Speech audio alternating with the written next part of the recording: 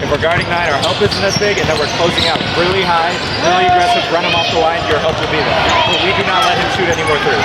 Okay? He doesn't get another one off this game. Yeah? The only reason they're beating us right now is because they are getting 4 or 5 shots at it. We stop that, we get running, instead of getting into our half court and we're stagnant, we're going to be just fine. You got me? All right, let's go out there, play hard, get rebounds, finish possessions, Zachary. That's all. Hey, PD on 3, 1, 2, 3.